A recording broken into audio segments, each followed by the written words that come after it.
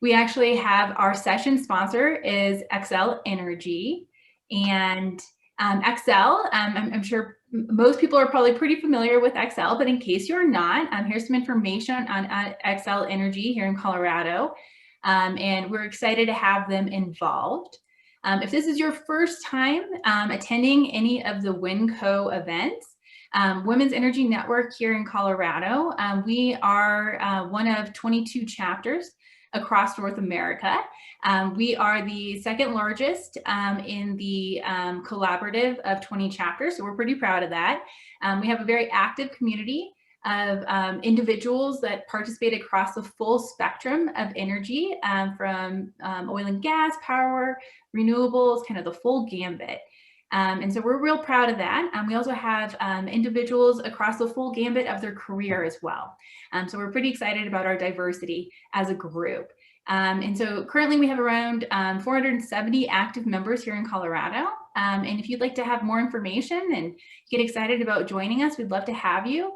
The information right on your screen will tell you a little bit about our membership costs. It's a really great value for the amount of events that we do and resources on professional development like you're going to see today, as well as information later in the week on learning about the actual industries at large and just great networking opportunities for women and men in the energy space. So definitely check it out. And then as far as this week, one of our big things is our week of WENCO. One of our largest kind of elements of the week of WENCO is going towards the scholarship fund. So every single ticket that is sold for this week for the actual events and everything that are coming down the pipeline, all go directly towards our scholarship fund. And we're really proud of our scholarship fund. So at the end of the week, we actually get to honor 2 new individuals with scholarships for the coming year. So we're really excited to hear their stories and see where they're headed in their careers too. So if you need any other kind of information on the actual scholarship fund, you can find it here. You can also find it on our website as well. And we're, obviously always looking for donations so that we can help young women explore a career in education in STEM.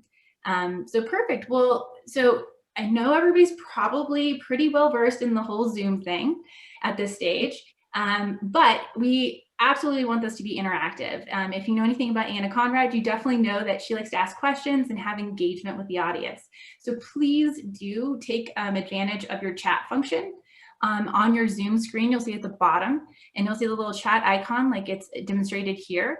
And please feel free to send us questions that you would like Anna to cover, or thoughts. Any kind of engagement is absolutely welcome. Of course, classy engagement's the best, right? So we definitely want to stay along those lines. And then, our lovely speaker, Anna Conrad. Anna, I'm gonna let you go ahead and do your own introduction. Okay. Well, I absolutely positively hate that. So thank you for that, Kaylee. I should actually have one of you guys introduce me instead, that's on the call that I know so well. I am just going to say hello to everybody. I'm so excited to be here. My name is Anna Conrad, and I've been involved with WEN and actually with Kelly de la Torre, who the scholarship is named after, since before when we were Women in Energy, which was crazy. And just so you know, Kelly would have loved this week. She was so into women helping women. She would have these amazing dinners at her house. Her husband is the dean of, oh my gosh, what is the name of that? The cooking school, you guys, Johnson and Wales. He's the dean of Johnson and Wales. And so he would have these amazing dinners, and there'd be 4 of us. There'd always be myself and then 3 other women to see just about connecting others. So it was absolutely wonderful. She would have loved this. I do spend the majority of my days doing one-on-one executive coaching. And there's a few of you in the audience that are actually have been lucky or unlucky enough to be tortured by me. So feel free to speak up whenever you want. Please, as Kaylee said, unmute yourself, show your video, because if you'll get the most out of this if you engage today, if you make it interactive. What we are going to do, of course, is talk about the 5 ways to make or break your career.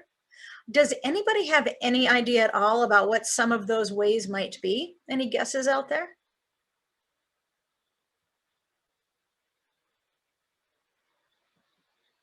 Oh, well, let's see. How about Claire? Claire, what do you think? What have you seen that would make or break somebody's career?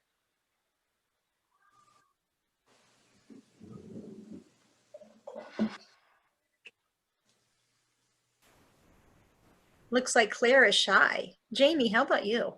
What have you seen that would make or break somebody's career? I would say how you lead others in your relationship with others. So your relationship, absolutely. Absolutely. Gabby, give us one more thing. What do you think will make or break our career? I think being involved, obviously I'm biased, but I think similar to relationships, just being involved in your community. Absolutely. Yeah.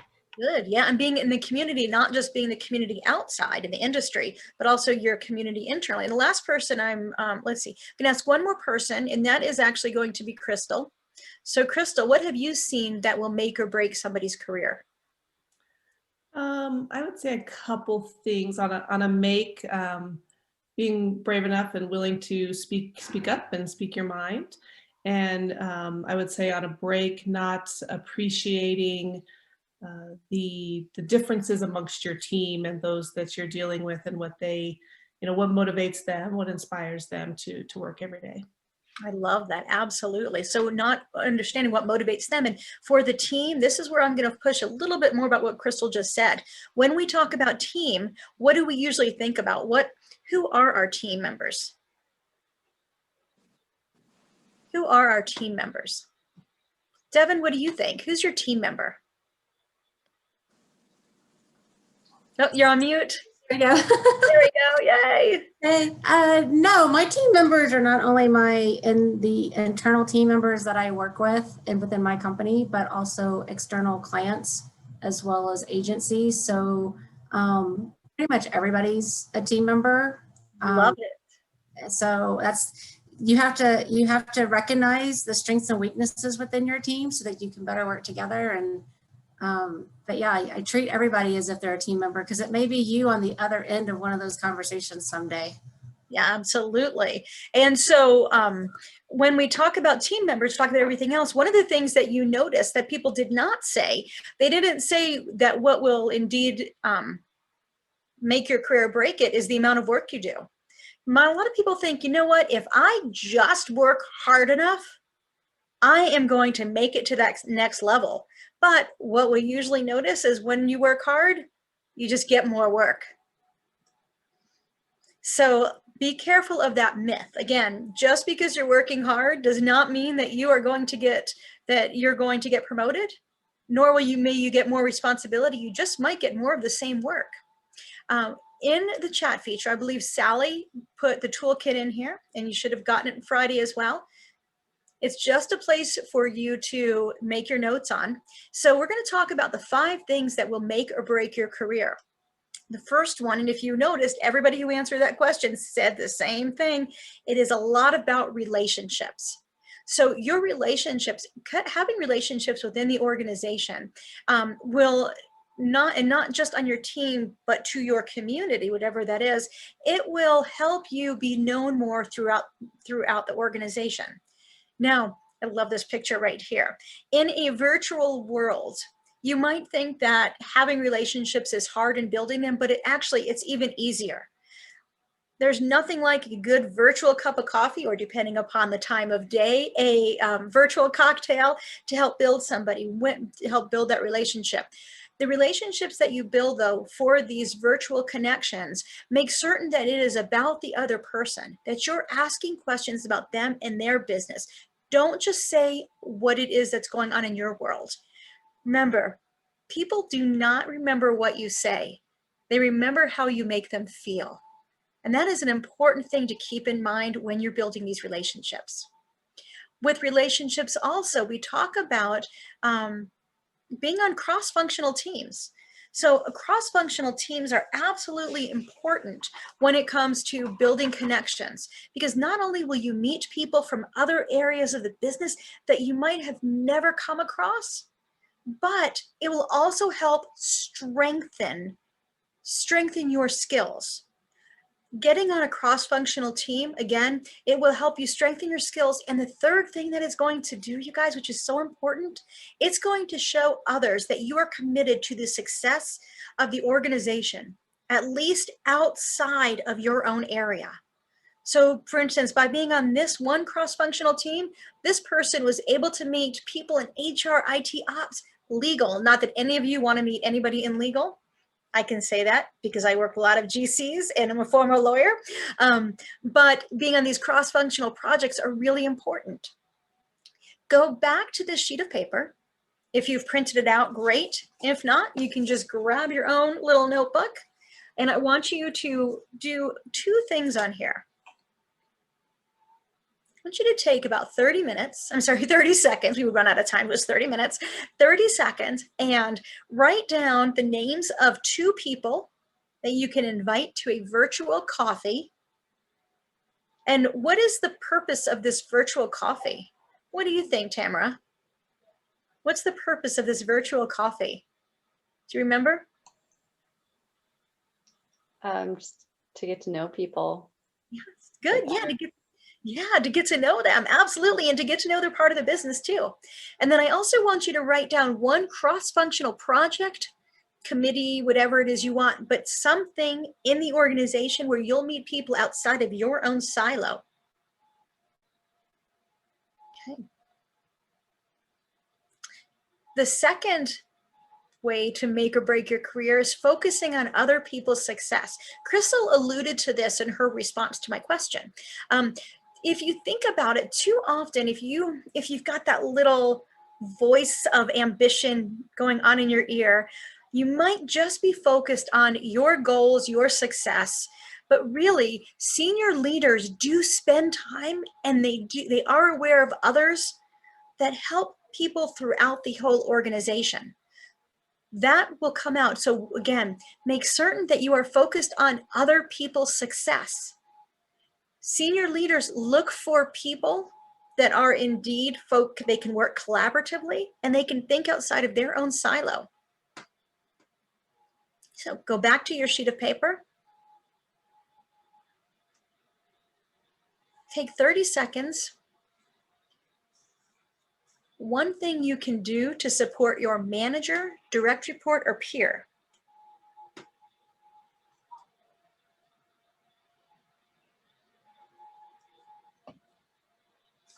So one thing you can do to support your manager, direct report, or peer.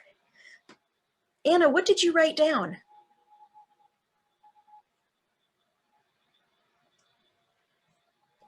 Sorry, I was on mute. That's okay. We have actually a brand new manager coming in next week. And so I can sit down with him and, maybe help him understand how our team works and just to get to know everybody a little bit better. Good, good. So give him the skinny on how does the team work. Wonderful. Shannon, what did you write down? What can you do to support somebody else? I said that I could bring one of my peers into some of the projects that I'm working on to give them greater visibility into that area of the business. I love that. And you guys listen closely to what Shannon just said. What reason did she say that she was going to bring her peers in? What reason did she say? So they can learn? Yeah, good, Anna, absolutely. So they can learn and they can get greater visibility. Shannon, I love how you combined both 2 of those elements into one. Actually, 3 if you think about the cross-functional issue. So nice job. Shannon, can I have a cheesy high five over there? Ready? Yeah, nice, nice. Okay, this third thing. Come with solutions to problems. This, as I mentioned before, I spend the majority of my days doing one-on-one executive coaching. No matter what level I am working with people on, this is one of the most important things that I have to help drive home with them.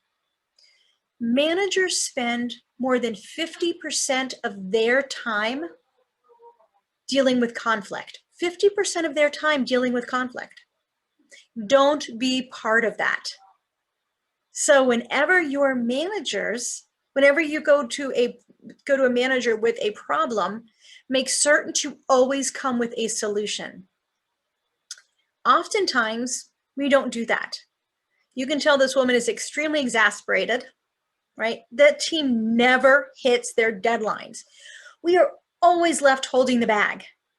In every situation, there are 3 roles that people play. 3 roles. One is a victim, one is a villain, and this third one is a hero. Victim, villain, or hero. In this situation, which one is this woman? Is she a victim, a villain, or a hero?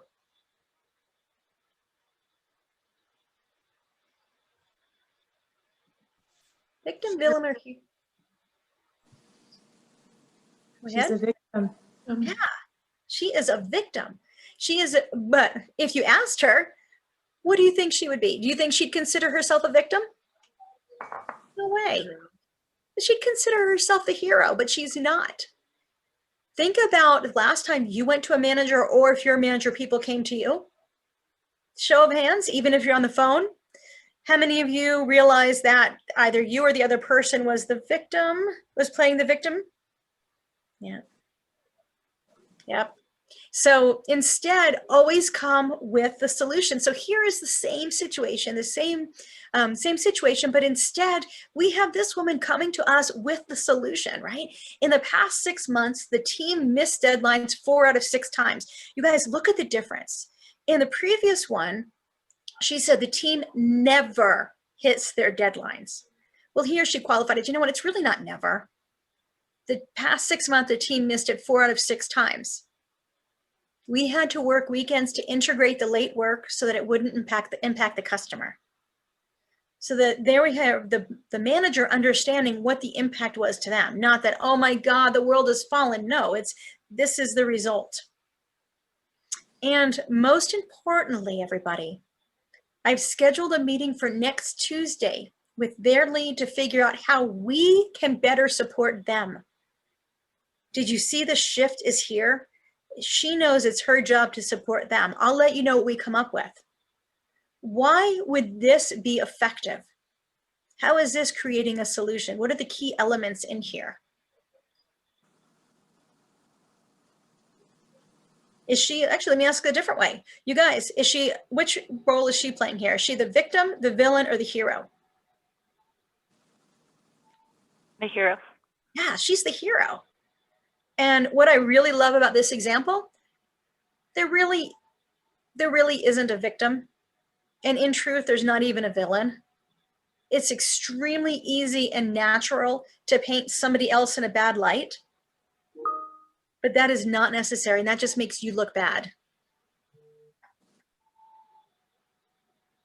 And, cheesy quote, but it's so true, there is no success without a successor. Does anybody have any idea what this quote really means? What does this mean?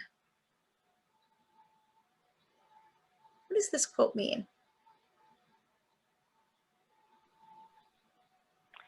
I guess in some ways, depending on how you're looking at the word success, but if you build something, you have a great idea, you have a great product, if there isn't anyone to carry that through, move it forward, ensure that it moves on into the future, there really wasn't a success because it just ended at that one point instead of moving on.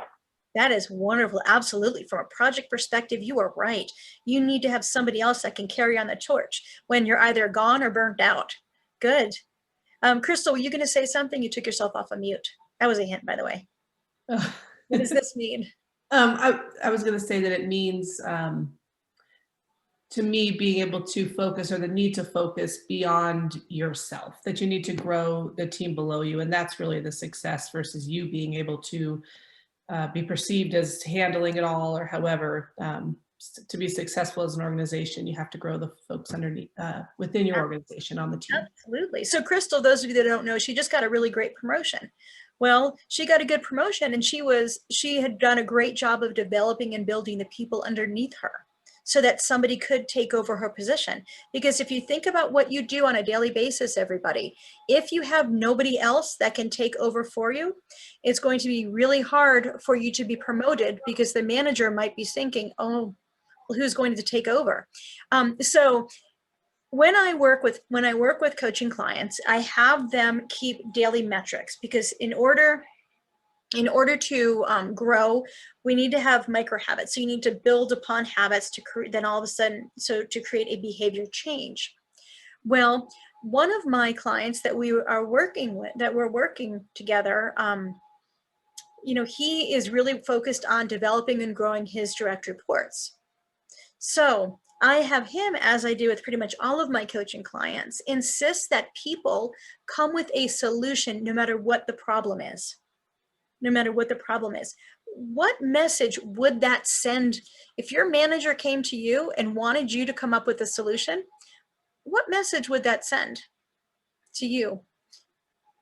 Debbie Williams, what do you think? What message would that send to you?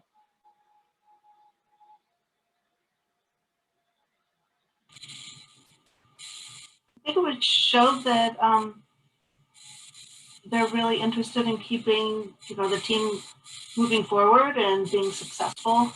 Good. And then instead of being a victim and laying blame, that they're actually thinking about possible solutions. Yeah, good. Yeah, so they're showing that, you guys are having those, you're becoming that hero. And it will also hopefully show that indeed he or she trusts you. They believe in you. They believe in you enough that they know you can come with a solution. Good. All right, so now, again, go to your page. Anywhere on the page, what is one thing that you can do that you'll provide more solutions for? So think about something that you oftentimes go to your manager, your peers, or whomever, maybe another manager, to ask questions on. Is there anything in particular that you realize that, you can start coming with solutions?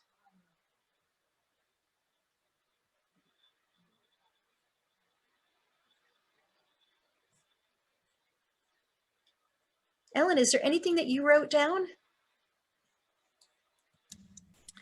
Yeah, so since I'm in a startup world, we've had a lot of kind of challenges, and there's been hard conversations we've had to talk with our customers, potential customers, about with delays. And so I can, rather than just asking my manager, what do you think I should do to handle this situation, I can say, I'm thinking about doing this. What do you think? I love that. Really good. Did anybody else come up with something that you can indeed also bring more solutions to?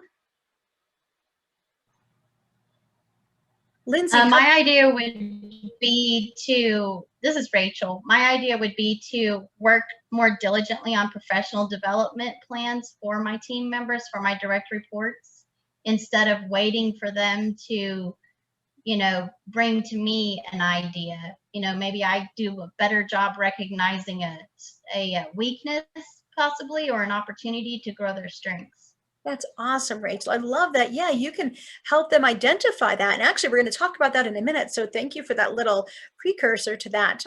You can help them. And my suggestion, though, is then make certain that you have them come to you with a solution. So it's okay to say, you know what, I notice here's an area of opportunity for you for growth.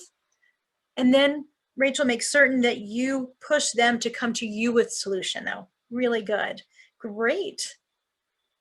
All right. Oh, here we go. This is just what we're talking about. That so great transition here. The fourth thing that's really important to make or break your career is to get feedback. To get feedback. How many of you, a show of hands, that when you have your performance reviews, there's surprises? Maybe you have surprises when there's performance reviews. Anybody? I see some of you nodding. Yep. So you will know you're a very good manager, a very good leader, if during your performance review, there are absolutely no surprises to your direct reports. You will know yourself that you're really good is because you need to take ownership of this. It goes with coming with solutions. There should not be any surprises.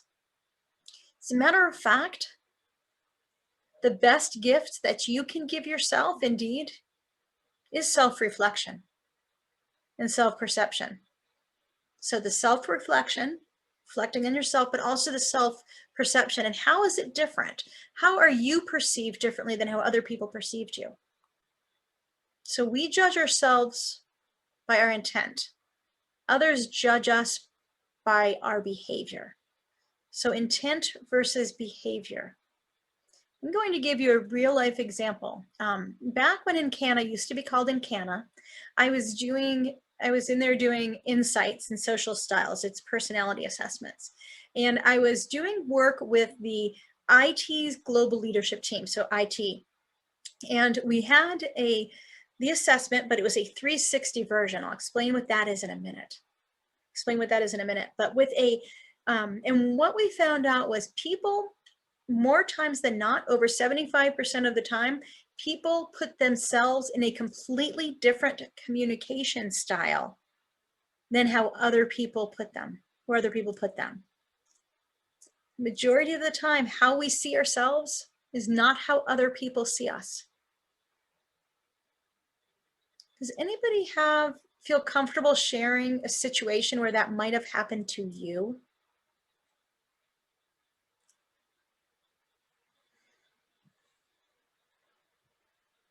I want you to do me a favor right now then. On the sheet of paper, I want you to write down 2 things that you've been told that you don't agree with about yourself.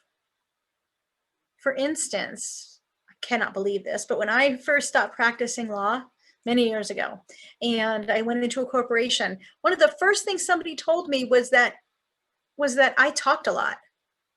Like, compared to lawyers, though, I didn't talk a lot. Somebody else, believe it or not, called me bossy.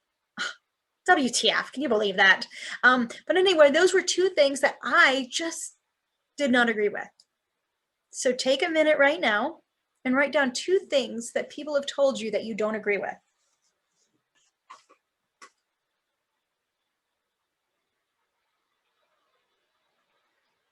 Okay, and keep those handy. Because my next suggestion, not all of us are lucky enough to have 360 feedback assessments. So if your company offers you a 360 feedback assessment, take them up on it, especially if it's confidential. Does anybody feel comfortable talking about the impact that a 360 had on them and what it showed them?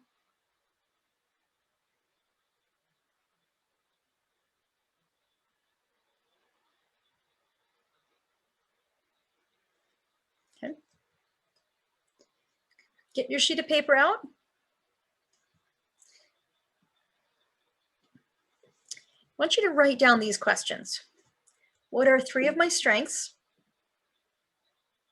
What 3 things should I do to improve? Or what 3 things should I improve? And then what are my blind spots? Write those down. If you are serious about your development, if you are in a situation when you can show humility, these are questions that I strongly encourage you to ask not just your managers, not just your manager, but also ask your peers. Imagine if one of your peers came to you and said, you know what, I'm working on my development. Can you help me? What do you think my 3 strengths are? Look at the humility that shows. And humility is one of the 3 elements of leadership. So ask your manager. I'd encourage you, if you have direct reports, ask every direct report you have individually, not together. It's really important you don't do it in a group. And ask your peers, the people that are on your team, the same team as you that report to your manager, and anybody else in the organization that you think is important to your professional success. So your key stakeholders.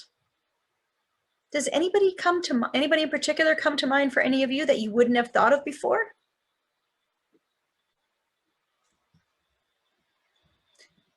Well, why do you think, Liz, that we should ask our peers this question? That's kind of crazy.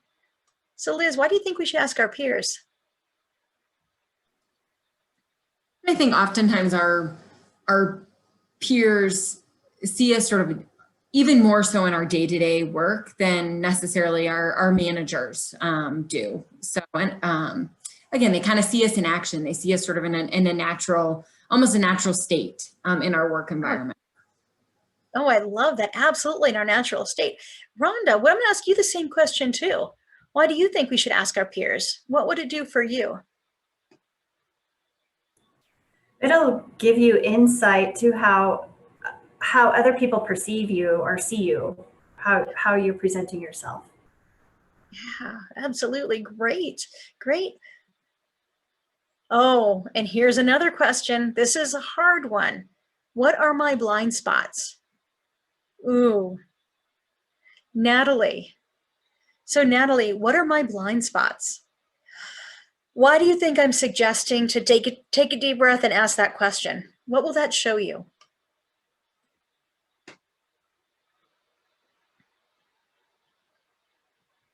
Oh, looks like Natalie's a little bit shy today. Mary, what do you think? What would that show you if you ask somebody what your blind spots are?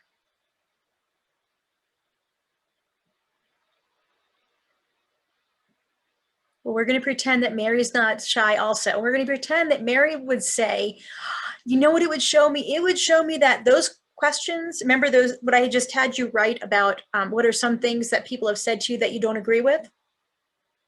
Believe it or not, more than likely, whatever you wrote down, you might hear again. So those are questions to ask, to talk about your current position, to get a really good perception of perspective of what you are like in your current position. You are all on this call because you don't want to just stay in your current position. Obviously, you want to have a good career, or else you wouldn't be here. So thank you for that. And I'm honored by that. And that's why I'm going to introduce you to some more questions. So if you're looking at a different level or even a different career, these are questions that you can ask. What do I need to improve to be considered for whatever the position is? What do I need to improve to be considered for the position? Who do you think you should ask this question to? Any ideas who would be good to answer this question?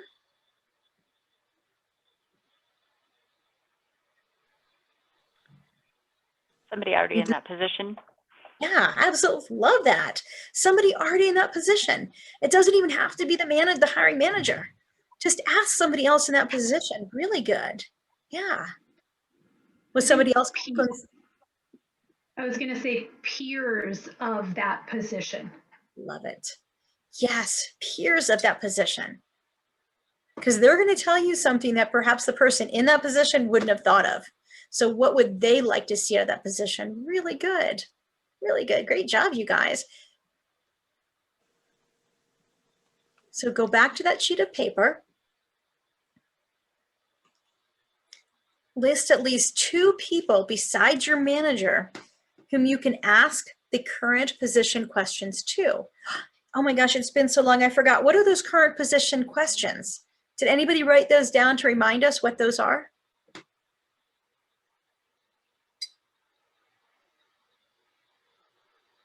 Kaylee, did you write those down by chance? I did not write those down. I will just show them. It was these right here. So 2 people who you can ask these questions to. Okay, good.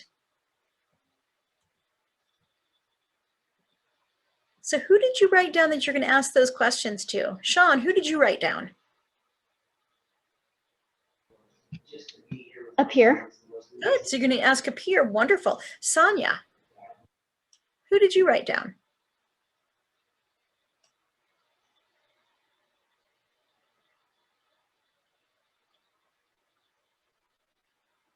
Or Stephanie, who did you write down? Who will you ask those questions to?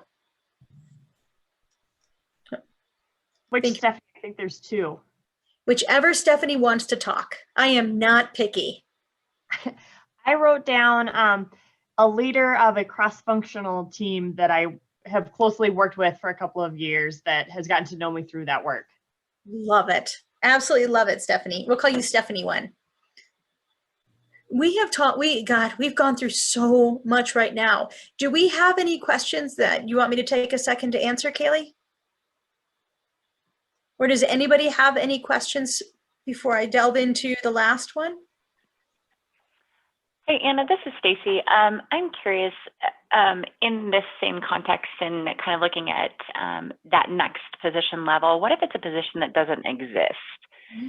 And how might we, or how might I tweak something like this to propose a whole new position that I think might bring value to the company? So, and you know what I love, Stacy, about what you just said, and if you guys could pick up on that, what elements, help her out with this. We had 4 things already that are up here. What she's talking about there, what of these 4 things actually will come into play? Come with solutions. Yeah, come with solution, relationships, and focusing on their success, because that's exactly what you're talking about there. So what it would be is, as far as focusing on other success, Stacy, you want to focus on the business success. So you want to explain, number 1, why this position is so important in a business language, what impact it will have, and of course, why you're the best person to run this. But it's critical, Stacy, to use business language. Mm-hmm. Great, thanks. Oh, you're welcome. Great question. What other questions do you have?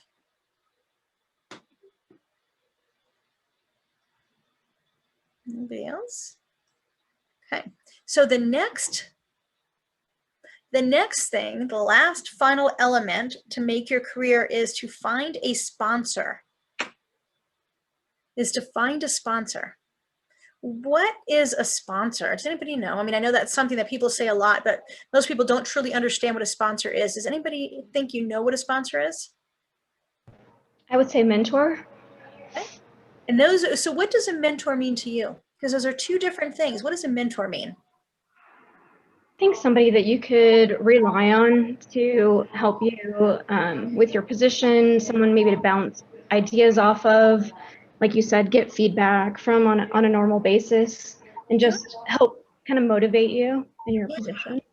Yeah, that's great. And that is a mentor, and we all need mentors.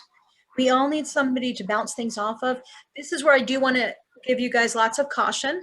Having a mentor and bouncing ideas off does not mean that you're going to go to that person and just complain and become the victim. It's really important that that person does not want, just so you know, that person still wants you to come with solutions. They don't want you to be the victim, because if you think about it, a mentor is usually somebody above you, and it all goes towards your brand and your reputation. So be very careful with that. Really good. Does anybody else have a different definition, or would care to add to that definition of what it means to be a mentor? Ellen, did you want to say something? Oh, I was going to answer the sponsor question with kind of a funny story that my sponsor was the one who got me into my current role, and my CFO was doing some due diligence for a grant application, and he asked me to send me his resume. And then both he and my CEO said, "Hey, Ellen, I had no idea you got this degree from this university." And I said, "Really, guys? Like, you didn't even look at my resume? You just hired me based on Josh's suggestion that you hire me?" And they just said, "Yeah." So that would be a sponsor to me, I think. That is definitely a sponsor. By the way, over 80% of all professional jobs are obtained by who you know. This past year alone, the past couple months, actually not even a year, the past few months, I have helped people. I've made connections with somebody who is to get a senior attorney job at Western Union, somebody else to get a chief people officer job at a large company, And then there was somebody else, and I completely forgot who. Oh, a general counsel at a construction company. It's all who you know, which is why Kelly De La Torre, the person who is, you know, who this is all for, that was one of the best things that she gave, was she was so good at being sponsors of for women. So the difference between a sponsor and mentor, and we heard that there, right? And let me share my screen with you again. So a mentor, as we heard before, tells you what to do or bounces ideas off of, as long as those ideas are not just complaints, right? You should tell him you want to be in the position, so they give you the advice. A sponsor, though, is someone who'll do just what that person did for Ellen. It's the person that shines the spotlight on you. Those are two separate things, and especially with your sponsor, you want to be even more careful with your reputation, because your sponsor sticks his or her neck out for you. And it has been my experience, by the way, and I work with a lot of men and women, that women are amazing sponsors for other women. There's a horrible misnomer out there, and it just drives me nuts whenever I hear it, that, you know, women are catty, and women, we don't put each other, we don't help each other. It's complete bullshit. I'm sure there are some people that do that. You can see I'm very passionate about this. By the way, those of you that know me and have been on my workshops know that I have a potty mouth, which is why, talk about ways to make or break your career in some situations. I've never had anybody complain about it, but I have a little sticky that tells me not to cuss. Oh, well, I totally messed that one up. But be very careful with your sponsor, you guys. Cherish this relationship and treat it with kid gloves. Do not mistake the two. Can anybody give me an example of a time when their sponsor, besides Ellen, is a great example, when their sponsor really helped them? You have a sponsor that really helped them. Patty, do you have a sponsor that really helped you? Somebody that supported you through the organization? I've had different sponsors, you know, people that have recommended me for projects and for positions, you know, both in and outside of the company. So I've been really fortunate that way. That is awesome. You're very, very lucky. Does anybody else have a great story that we can end this portion on, about a sponsor that really helped them?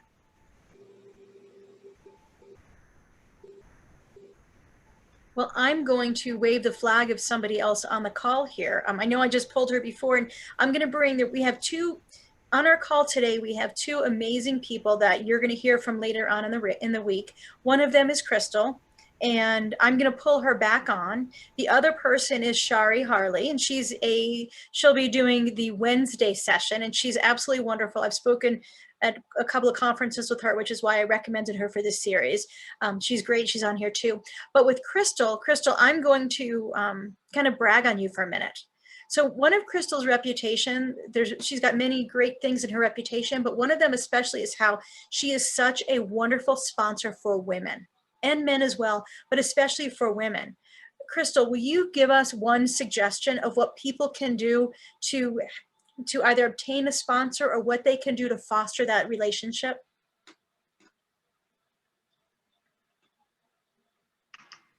Anna, I think Crystal had to step off the call for a second. Okay, thank you for that. Thank you. So what I want you guys to do. Anna, it's Shari. Do you want me to throw anything in? Oh, if you want to, Shari, go right ahead. Don't you love her accent, you guys? Isn't that awesome? Hi, everybody. Can you hear me? Yeah, go ahead, Shari. Okay, the only thing I would say is, I always tell people, never ask anyone to mentor you. Like, hi, I would really love if you would mentor me. If somebody says that to me, I instantly feel exhausted and overwhelmed. Like, I can't do anything else. So that's a really, really big ask. Like, say, oh, please mentor me. But do ask for one conversation. Hey, could I have 15 minutes with you where I could specifically ask about these two topics? And then if that goes well, then maybe they'll offer a little more time, and then another meeting and another meeting. And that evolves into a mentor relationship. But you don't start off, like, you don't order a mentor on Amazon, right? That relationship evolves over time because it's mutual and it just works, right? Versus like, just make a small ask is what I'm saying. Yeah, I love that. Thank you. Okay, sorry for throwing it. No, go. I love it. I love it. So in what Shari was just saying, yeah, you can't order it on Amazon. You can with a mentor though, do look out for somebody. And that's actually what I'm going to show for you here. Your next thing that you're going to write down is two things. And again, these are two separate people. Who do you think would be a good mentor if you're able to get that person to be mentor? And as Shari said, don't call the person and go, hey, I know you don't really know you that well, but hey, will you mentor me? No, start off with just asking one thing, but who do you look up to? And by the way, you guys, these can be men. These do not have to be women. You can learn a lot from men as well. And who would be a good sponsor? Those of you that are in elevated positions, I'm going to push you to do another thing. I'm going to have you write down now, who can you sponsor? Who can you mentor? Again, it can be a man as well. Remember at the very beginning, we talked about the importance of relationships. It was the first thing we started off with. All right, I know that my time is almost up, but I've got time for a couple of questions. What questions do any of you have? We've covered a lot.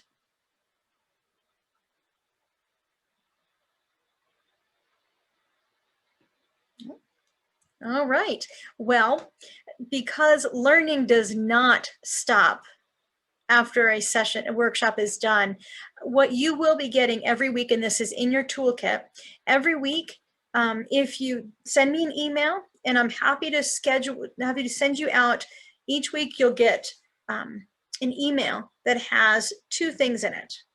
One is a weekly challenge. So the things that you learned today, I don't want this just to be another sheet of paper that you just toss aside. I want you to do something with it. So each week it'll have a weekly challenge.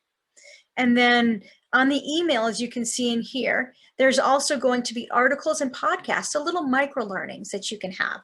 Send me an email, please, or call me or whatever, and I'll put you on that list. Right, and that concludes my portion of it. Awesome. Well, thank you so much, Anna. I really appreciate it. Did anybody have any final questions for Anna? As always, you always deliver, so I appreciate it. I'm sure a lot of people are still on mute, so you can't hear their clapping, but I appreciate it a lot. I put Anna's email in the chat box, so if you are interested in receiving her updates, please make sure to grab that before you sign off. I am stepping, as many of you probably know, I'm Sally Hollingston. I'm the current chapter president for WENCO, and Kaylee had to jump off early, so I'm just going to wrap up really quick. I noticed we had a number of our sponsors on the line from Excel Energy, so I just wanted to do one more shout out to them for that. Thank you, Liz. I think if you're still on the line, this was her and Alicia really pulled all this together for us and made this happen as a sponsorship, so we really appreciate you. If you have any questions and want to connect with us, make sure you do so on social media or via email. And then we also have 4 more sessions this week. So if most of you, I believe, that are on today have the full week pass, but if you only signed up for this session and are intrigued, and want to learn more, make sure to email us at events@wencolorado.org. But without any further